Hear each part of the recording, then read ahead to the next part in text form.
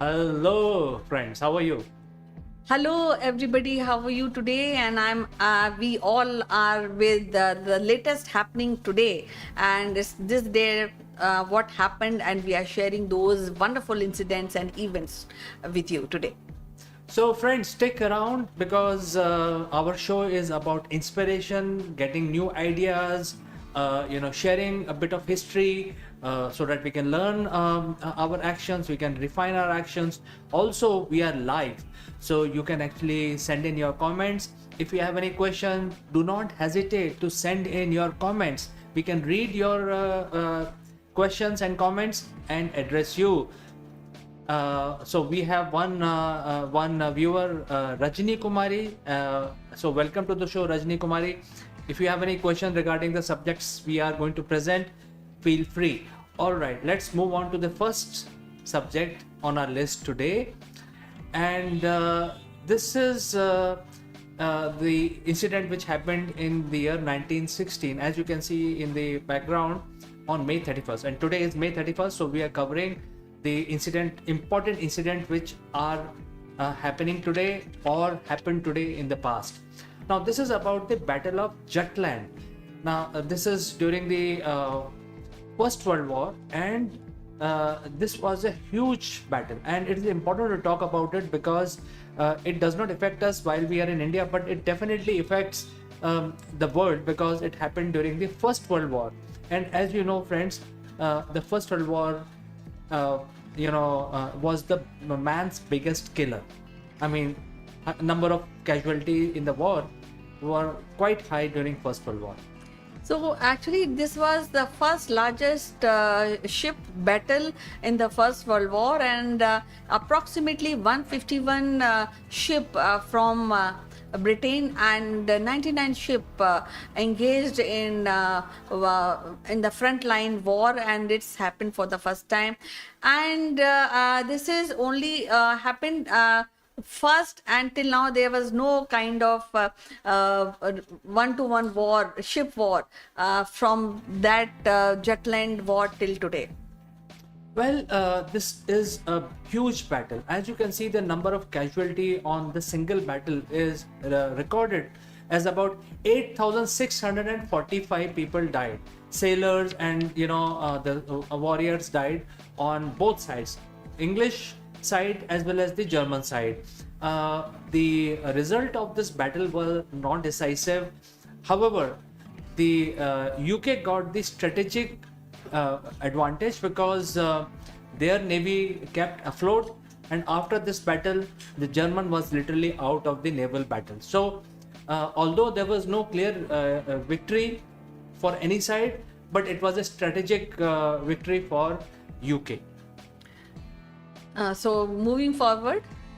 All right, so if you have any comments on this incident, because this happened on May 31st, it is important for us to learn from our history. Let's move on to the next one, and this is about the famous Titanic.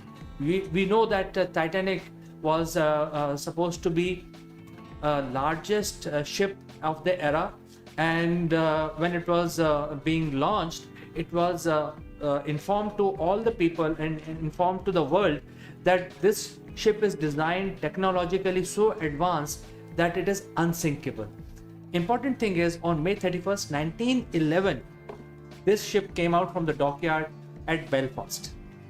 Now, this is a tragedy which is associated with Titanic, and almost 1,500 people died in this accident when the iceberg was hit by the Titanic, and it took approximately 1,500 people who died, and out of the total population who were there on the ship, 705 only survived. And do you know that there were approximately 109 children, and only half of them survived this accident, approximately maybe 59 and 80. I also want to add, there were 12 dogs on Titanic deck, and only 3 of them survived this accident. So it's quite a major accident when we talk about ships and ships accident, and it was so huge. It was said that Titanic is unsinkable, but it sank, and that too with so much of casualties? Well, the technology was very good, and the way the interiors were designed, they were supposed to give lot of impression of lot of luxury during the travel, and it was supposed to be fast because traveling from London to New York was the major route in those days. People wanted to go to America and vice versa. So Titanic was the ticket to Titanic was sold as the fastest journey possible in 1911, and therefore it was sold out. The tickets were quite expensive, and there were multiple decks. There was a first class, there was second class, and there was third class. So as you pointed out, Kanchan, that most of the casualty happened out of the third class because they were below deck, and when this catastrophe happened, and the unsinkable ship collided with the iceberg and started to sink, the staff of the Titanic actually closed and sealed the watertight doors in the second and the third compartment, so that the people who were who are not like the luxurious people, they cannot escape. So they died with the ship. I mean, this is also a learning that how can you differentiate between a rich person and let the poor person die. And this is a great example because this is what really happened during this Titanic disaster. Yeah, it is quite a tragic, and that's why we have a film also, so that people can understand, they know what happened really on that day when the Titanic sank.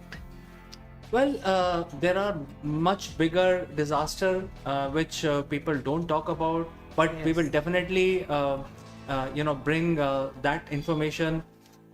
Especially during the Second World War, there was a ship which was taking the German escapees to Norway, and so we need to cover that as well because that was a much bigger disaster. We will definitely cover about that incident in the future episode, but for now let's move on to the next story. Well, this is about Kellogg's. You want to say something about this? Well, I love eating Kellogg's, and this gives, I think this is a perfect breakfast. And not only it became popular in America, but rest of the world, they also buy Kellogg's. And most of the people who, especially the children who are school going, for parents it's easier for them to provide them Kellogg's because that is completes the breakfast meal at that point of in the morning. Actually, that's what I want to add. It's a lovely dish. What do you say about it? Well, it is the starting of the breakfast cereals. If I have to put it that way. Today, it's very simple. You just buy them, put them in a bowl, pour milk, and your breakfast is done. So you have milk, you have proteins, you have fibers, you have everything, and you have taste. So it's very easy, and you have something which is ready-made. So you don't have to spend time preparing your breakfast. But this invention of coming out with the cereal was the first one, was the flakes, the cornflakes, and this was invented by Dr. John Harvey Kellogg's. And today we know that Kellogg's is a very popular brand. It's a company by itself. Also, they have invested in Education Institute and R&D, and Kellogg Institute is one of the top institute globally today. So there were a lot of research was done because before that there was no concept of fast breakfast. And the idea for Dr. Kellogg, or inspiration for Dr. Kellogg to do this research, was to basically provide healthy, quick meal to his patients. And that was a trigger point. And then finally when he came out with this dried flakes which can be stored easily and it can be prepared within a minute, it was a hooray moment for Kellogg's, and he patented this today on May 31st in the year 1885. So imagine, it's more than 100 years back. The breakfast cereal came as an invention. We think that food is not an invention, but this is definitely an invention. Well, I'm recalling milestones in the food culture. You may know that in Roman there were bakeries, and nobody used to cook food in their respective houses. So that was first milestone. I think that Kellogg's has created the second milestone, and after 100 years, it is so popular and so in the houses, not only in America but in India also. Absolutely, and there are so many variants now. We have choco chip, we have strawberries, and then we have different material. It's not only the corn which is used. There are different cereals which are available of different kinds, and for every taste palette there is something in the market. So this has actually started, and the whole credit goes to Dr. Kellogg's. Right. So let's move on to the next information that we want to cover. And friends, if you have any suggestions, anything, and if you're learning something from our show, please do share. And any questions also, you can send in your comments. Moving on, we all know the Madison Square Garden, such a popular landmark in the New York City, that opened on May 31st, 1879. This was inaugurated by then President of United States, James Madison, and that is why we call this Madison Square. You have any? So actually, I have heard that Madison Square is most happening place. All dignitaries and high-profile people, artists, they perform in this Madison Square. But I have found memories of Mr. Narendra Modi, who has done a great event at Madison Square, and I really have found memories the way he spoken about India and the way he created stir, and everybody, most of the people, especially opposition, were against. But I think that is something which was first used by a political leader, because earlier the Madison Square were used by the artist only. For the first time, Mr. Narendra Modi has used Madison Square for a political rally, political address, and I think that is something which I remember whenever I hear about Madison Square Garden. Well, I think you are absolutely right. Very fond memories of the Indian diaspora attending, and with President Trump. Modi said, "Ab ki baar Trump Sarkar." That is a famous slogan which Modi gave during this exposition. However, let's talk about Madison Square. It's a square, as the name suggests. It's basically a crossing, and there is a large stadium.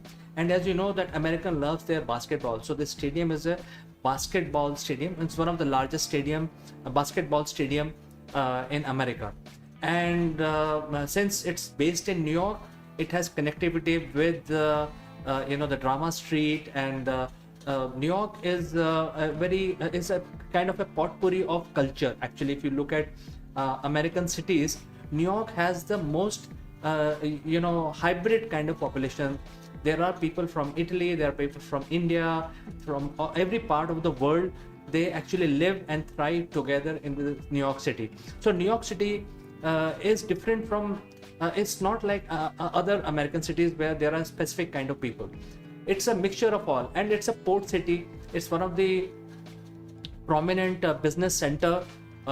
We have United Nations based in New York, so a lot of foreigners keep visiting the city, and also a lot of businesses headquarters are based out of New York. Even the World Trade Tower is also in New York. We know that. So Madison Square is a special place because this has been earmarked to carry out different kinds of parades, different kinds of programs, and since there is a stadium that can also be rented out, and you can actually plan your if you are doing some sort of a meeting, you can do that. And since it is surrounded by a lot of buildings, the buildings actually offer projection screens. It's like a natural projection screen. So whenever there is a program at Madison Square, and why this program leaves a lasting impression, simply because there is so much of projection screens, light, drama on these buildings which is around Madison Square, that creates a totally different kind of experience. Yes, truly. I mean that add-on to kind of advertisement and billboard display, so that makes a lot of difference in for any event which is being organized.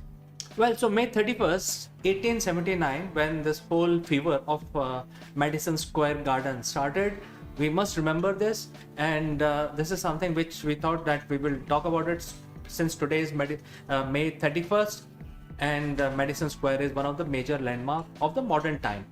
Let's move on to the next one. This is from our ancient history, and this is from Egypt, and it's about Ramesses II.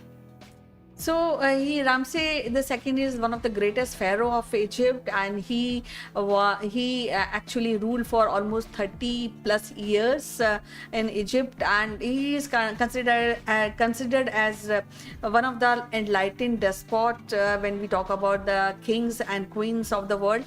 He was from the 19th dynasty. I mean, there are pharaoh dynasties, the 19th dynasty, and he, in the first phase of his life, he has concentrated on building temples, building monuments, and that gave him a way, establish his reign in a very positive way. And he has done a lot of expedition.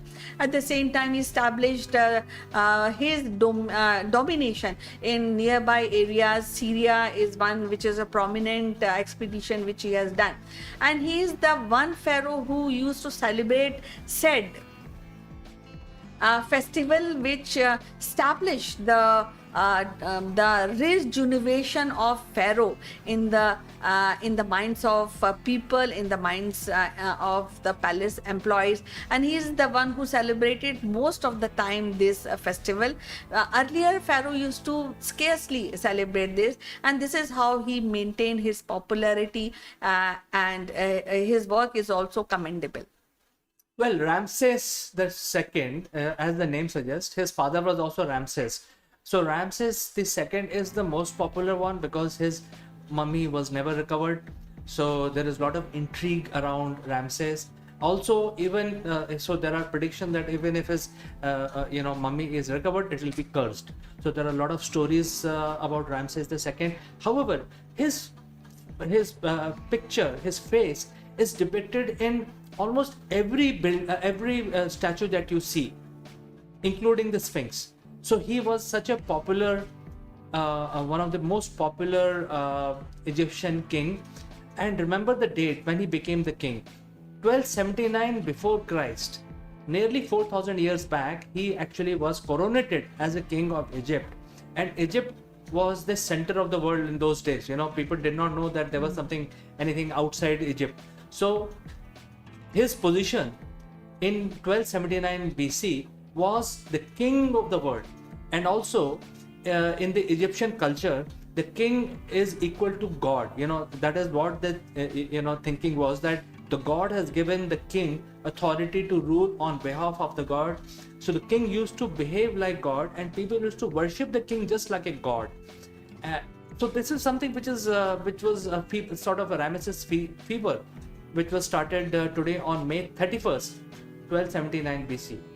Well, when we talk about Ramses II, it really gives ideas, and you really feel mesmerized by the culture of Egyptian and the pyramids. It's eventually immediately that picture comes in your mind. And when we're talking about Ramses, most of the monument, as you have said, most of the statues, they are depicting Ramses' face, and including Phoenix, which is also a really very good monument. If we and lot of research is still going on this Sphinx in Egypt. Absolutely. So I think the important thing is May 31st, when Ramses II became the king. All right, let's move to the next one. And this is about India, and this is about the current time. I'm sure the business people know about this incident. We have a prominent airlines called GoAir. This airlines has been grounded for almost a month because they have not been supplied by working engines in their aircraft. Kanchan, do you know anything about this? Well, I know that the GoAir is going under a lot of pressure and a lot of things which are not making this airlines fly, and that is why now things are just gearing up, and to lure the pilots, they are giving some extra benefit, extra perks, and that is what happens when business is being halted for some time. So that is the same incident is being faced by GoAir, because there's a high competition in airlines, air services currently. Every day, even the government of India is asking and opening new airport, building new airport, and we need a lot of airlines to really take our population, especially to places. Well, India has recently placed the largest aviation order in the history of mankind. More than 450 aircraft have been ordered, both from Airbus and from Boeing. And both of these companies have to work very hard to fulfill the order of India. And at the same time, GoAir has, which is not part of this initial order by the aviation ministry, but GoAir is a prominent. It's the third largest airlines in India. All their aircrafts are grounded simply because there was an agreement between Boeing and Pratt & Whitney. Pratt & Whitney is the engine manufacturer, and these aircraft cannot fly if there is no engine in the aircraft. So Pratt & Whitney is actually having a backlog to provide engines to Boeing. And since that backlog is starting from Pratt & Whitney, and it's all happening because of Ukraine war, because the parent company of Pratt & Whitney is actually providing weapons to Ukraine. So they are busy fulfilling that. They are not looking at the India's requirement. So GoAir has filed a case on Pratt & Whitney for not fulfilling, not honoring the contractual commitment. And that is where it is happening. I think there is a little bit of some sort of a delay or deliberation which is going on, that why we should basically supply all the machines to India and things like that. So very high level stuff going on there. But the fact of the matter is that GoAir, all the aircrafts are grounded. They have also filed for bankruptcy, and they have also won a case in Singapore tribunal against Pratt & Whitney. And the Singapore Aviation Tribunal has already ordered Pratt & Whitney to provide the engine so that the GoAir can again take to the sky. But imagine all 50 plus aircraft of GoAir are grounded, and they don't have money. They have already filed for bankruptcy. But then GoAir will go under if the business does not start. So it's a very, very critical situation. And they have to hold on to their highly technical staff, which is the pilot. If there is no pilot, Right. So they are actually having a cash flow problem. In spite of that, they are offering 100,000 rupees extra to pilots so that they don't leave the job and join other airlines. So this is something which is happening today in India. I think this is very serious. Kanchan, what do you think? I think to have retain the all skilled professional nowadays is quite critical for companies. Though there are many layouts, but still to have the right person for a right job, and that is very, very important. And I think the same kind of thing and the challenge is being faced by GoAir, and that's why they don't want to lose their pilot, and they are actually though it said they are declared as a bankrupt, also in spite of this they are retaining their pilot, because that kind of skill is required by airlines and they cannot afford to lose them.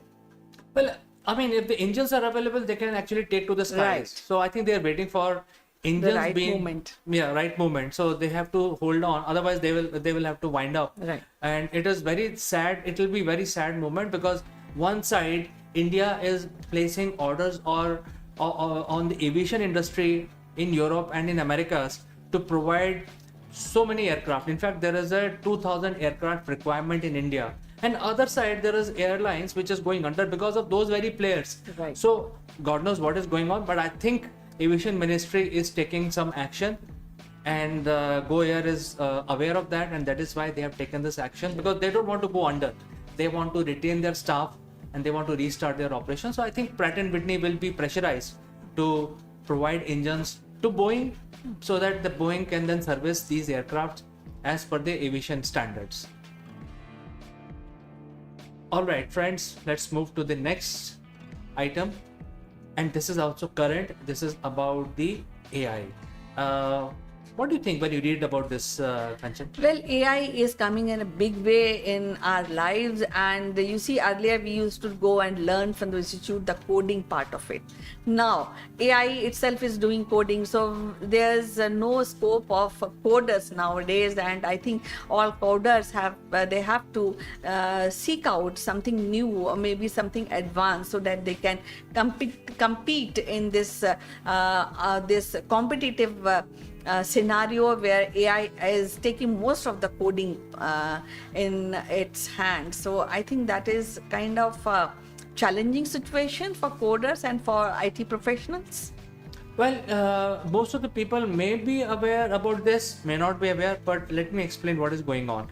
If you want to write a code, say for example, simple thing like, can you create a calendar for me? Obviously, some programmer has to write a calendar application around it. But instead of writing the application and understanding the logic, what you can do is you can actually go to an AI program like ChatGPT or etc. and say that, hey, write a code for me. And then you have your tea or you do your work, etc. In the meantime, the code will be ready for you. All you have to do is take that code, compile it, and generate an application. So because of this, everyone on the planet Earth has become a coder. Right. So if everyone has become a coder, where is the need for a programmer? So I think that is the reality today, and a lot of these senior people, are leaders and CEOs, are already warning that for simple programs, the programmers will have to upgrade. I mean, the simple programs, AI will take care, but if you want to do something very, very highly logical, that is when the human programmers may be required. So programmer job is now getting fine-tuned in the sense that there is a rationalization is going on. The programmer will have to be really, really logical, brainy, because for simple things you don't need programmer. What do you think about this? Is AI taking over? In a way, I think this is good for the people or the professional who have less understanding of coding and they want to do things by themselves without spending money. But in case if you want to do a high-end project, then I think human intervention is necessary. But I don't know how long it can sustain. AI is really coming up very fast in our lives. Absolutely. So this is a clear example of how AI is changing the job market. So these are good indication for people to understand what kind of job or what kind of skill they need to develop. This is the right time, because for mundane activity, even things like coding, which was a career just until last year, is not going to remain as a career. Right. So this is the right time for you to think how creative, what kind of creativity you can have, what kind of skills you must have in order to stay relevant. And this is why we are talking about it, because this has already started to happen. You can check it out. I mean, you go to ChatGPT website, generate code. I mean, you can do it for free, absolutely free. Right. So when this is happening for free, why you need a coder? It's simple, logical, doesn't make any sense to hire any coder, isn't it? Right, definitely, because I think this is critical. I think this is more of reshuffling of the scenario which is happening. So let's find out where it stops and how things will just shape up in this field. Well, I don't think this is going to stop, because it's going to go forward. AI is going to become more advanced, and more mundane activity will be given to AI. Right, true. So that humans can do something more creative. I think this is where things are. So if humans have to think, what creativity they have and what skill they need to develop, because most of the standard activities will be offloaded to AI. Right. Let's move on to the next one. Sure. And this is about the science fiction, but this is now becoming real. NASA is now becoming very serious of building large spaceships in the assemblies factories in the space itself. Are you excited, Kanchan? I'm very much excited because on the day when the William Shatner went to the space and he came back, he is the first person where no one has gone before. He has touched those boundaries. So I really very, very excited because maybe this is my dream to at least visit once that these kind of facilities and experience what kind of scenario is there, what kind of life a human can live. So this is something very exciting and very good, and I look forward actually. Well, you see why this is so critical, simply because if you have to build a enterprise type spaceship, huge spaceship which will have 1,000 people in it and whole lot of facility, all kinds of things, all kind of laboratory and engines and warp drive, etc. How will you lift it from Earth, because right Yes. now if you see, we have such a tiny capsule, so small, and below that there is a huge rocket, so the cost of sending such a small 3-man crew in space is like billions of dollars. So if you have a huge spacecraft, imagine number of rockets required, so it is not practical. So what NASA is planning to do is build facility to assemble spacecraft in space. And there is no limitation, because you can keep sending material in small rockets and then build a huge spacecraft directly into space. There is no need to bring that spacecraft on Earth. And once the spacecraft is ready, then you can send the crew and things like that. So you can actually build a huge space station, a huge spacecraft, and that is a practical approach. You have to build some sort of a dockyard, when we have a dry dock situation on Earth where the huge ships are manufactured. Similarly, as we have seen in our science fiction movies and Star Trek and Star Wars, the maintenance facility as well as construction facility will be available in the space. It will be like a in-orbit city filled with engineers, technicians, and people who build these spaceships. So this is where the world is going, and the NASA is getting very serious about it. And I think this is one field where the youngster should be targeting, because there is a lot of scope for employment, and there's a lot of kind of cream of intelligent people will indulge in these kind of activity. So somebody who is looking into becoming a scientist or a space scientist, I think this is a field which is have lot of potential. And as far as the making these ships in the space only, that is quite feasible and practical way of taking things forward. Well, space is the final frontier, as we say. I mean, we cannot go below, we have to go up. So I think that is a logical way. We have to go up and let the AI tackle the all the on-ground issues, Right. so that we can go up. So, Yeah, sure. all right, let's move to the next one. And going back in history, May 31st, 1940, this is about Dunkirk, a Dutch town where during the Second World War, when Germans actually approached the France, the British and French forces were fighting the Germans, and because of the blitzkrieg technique, there was no answer, so they were very miserably defeated. Allies were miserably defeated in the year 1940. This is 5 years before the fall of Germany, and they were cornered in a small town called Dunkirk, and nearly 400,000 Allied forces were stuck there, and they were surrounded by Germans, and Germans were actually killing them slowly. And in fact, if you do a little bit more study, because this is a very historic, long chapter in the history of Second World War, people say that if Hitler had taken action to eliminate the entire forces, there was no way Allies would have actually even dared to attack back to Germany. So this is where they were, they were thinking like a humanitarian way, and they allowed these 400,000 soldiers to escape to England. So the story of Dunkirk is about rescue, about how do you save your soldiers so that they can fight the other day.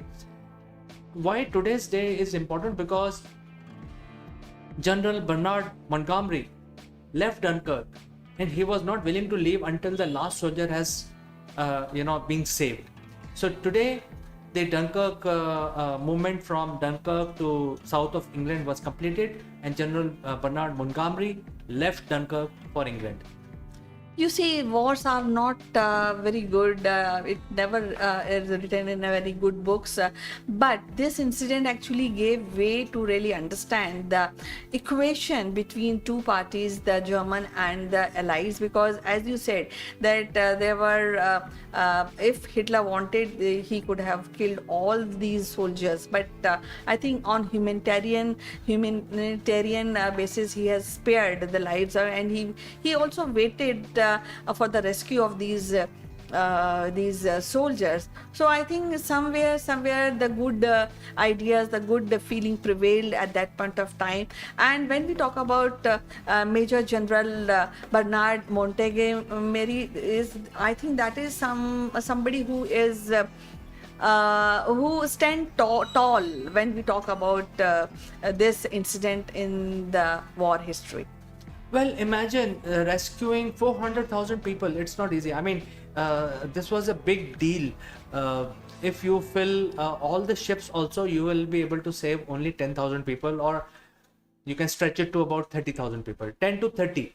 But saving 400,000 men from Dunkirk, there were a lot of resilience in the English population. There were a lot of private ships. There were a lot of boat operators who contributed in this rescue. Right.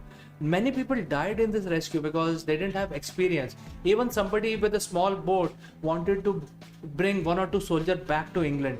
So it's a big event in our history, especially the Second World War history, rescue from Dunkirk. And Bernard Montgomery is a major player in Second World War. He was the head of British forces. During the war, the Allied forces appointed Eisenhower as their combined general. Montgomery used to work under Eisenhower as a joint force. So Montgomery was an important factor. And you can imagine, he didn't want to leave the shores of Dunkirk until the last man is saved.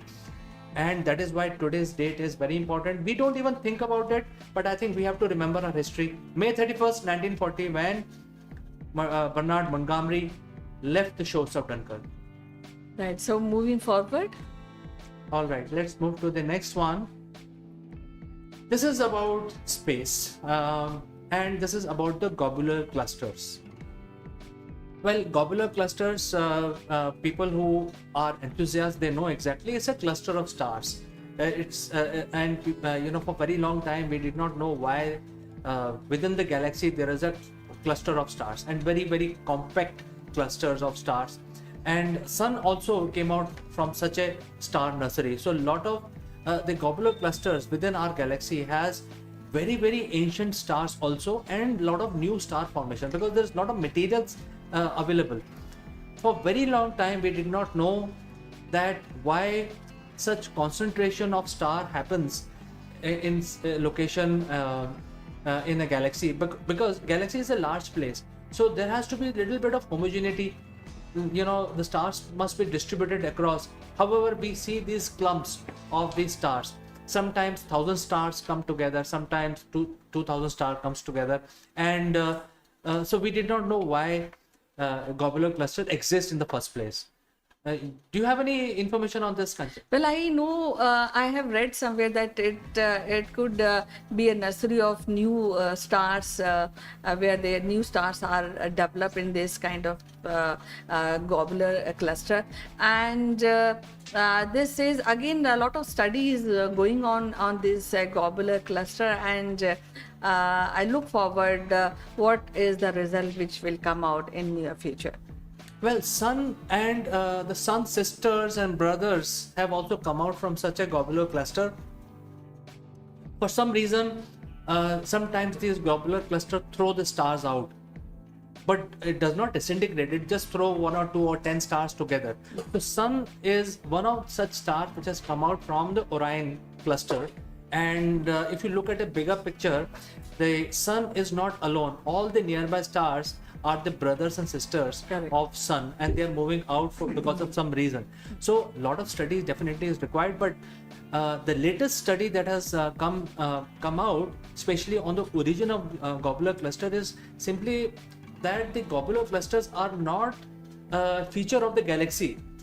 These are the sort of fossil of the ancient galaxies which have been gobbled up by our own Milky Way. Okay. That is why we call them Gobler cluster, because we have disintegrated these ancient galaxies when the ancient galaxies collided with Milky Way, and what these clusters are basically the central core. If you see, look at the galaxy, we have the central core which is very, very highly compact, and the sun exists in the spiral arms. So the core of the leftover core of these ancient galaxies are the today's Gobler cluster. Oh, that's quite interesting. Yes, so that is because for very long time we did not know why such concentration of star happens. So there are several Gobler clusters. That means by counting the number of Gobler clusters, we can actually determine that the Milky Way has grown bigger by cannibalizing other smaller galaxies, and we can count how many galaxy collisions have happened in the past. Okay. So and that is why there are some ancient stars also in the Gobler cluster, because older than the galaxy itself. So that was the reason. These small galaxies have some very ancient stars which are older than the Milky Way itself. So this is a new finding, and that is why this is latest discovery, that these are the leftover fossilized core, or the core region of the ancient galaxies which have been gobbled up by the Milky Way. So it's quite interesting finding. Absolutely, I think there is. We are just touching the tip of the iceberg. There is a lot more. In fact, there is the disk of the Milky Way is not straight. It is like a wave. So a lot of research is going on that why it is not straight, why it is like a wave. Maybe it is part of a gravitational space-time.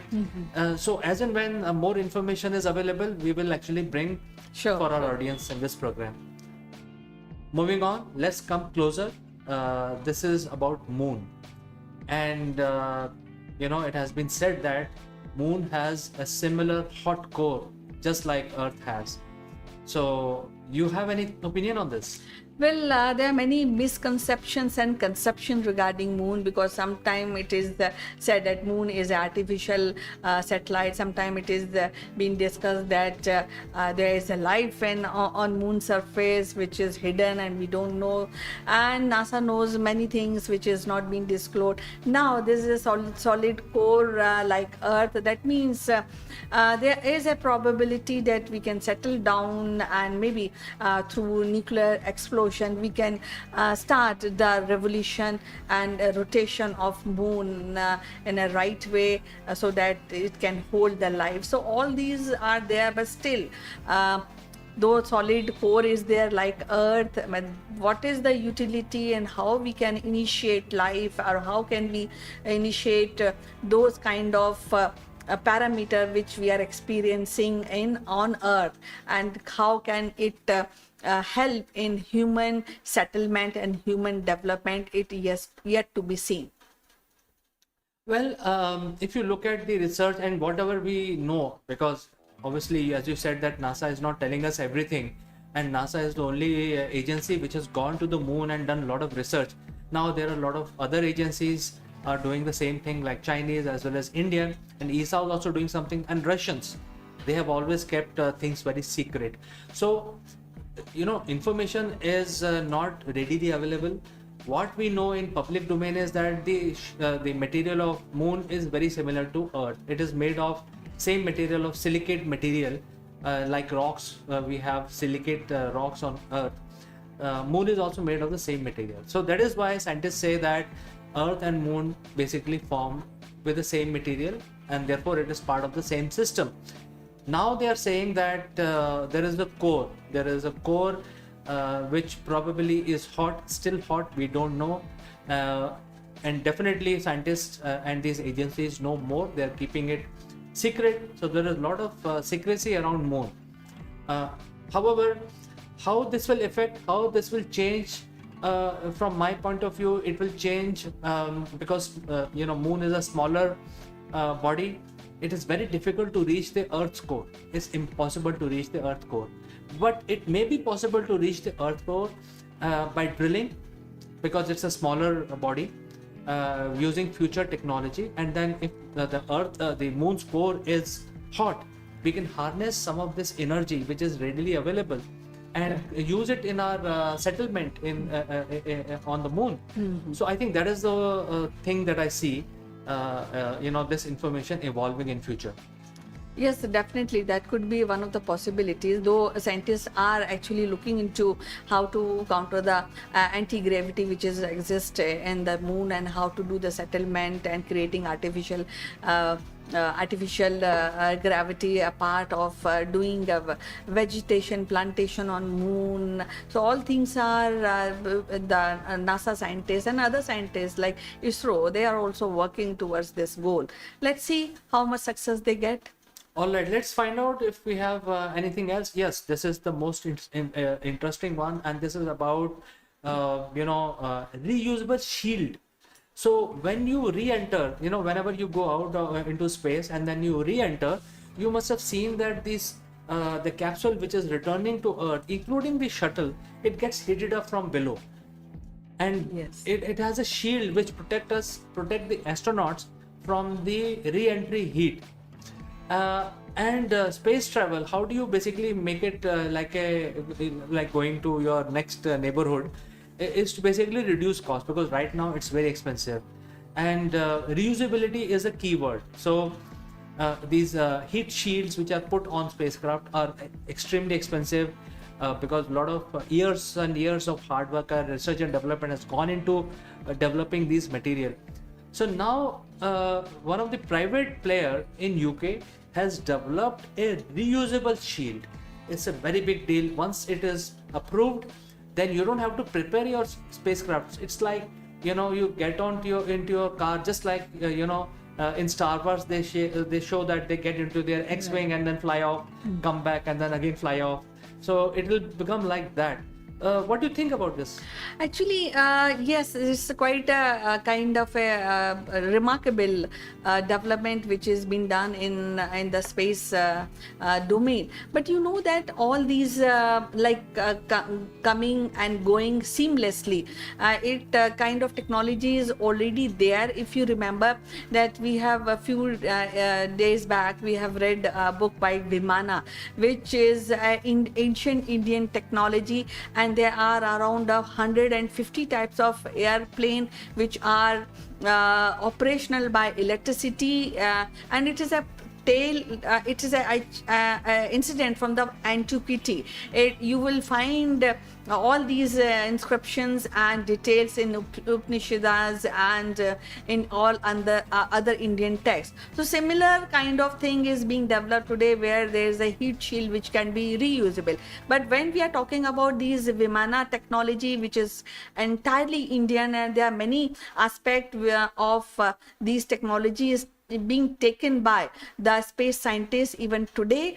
And it is so interesting that all these ships not only operational by electricity, petrol, but also with mercury.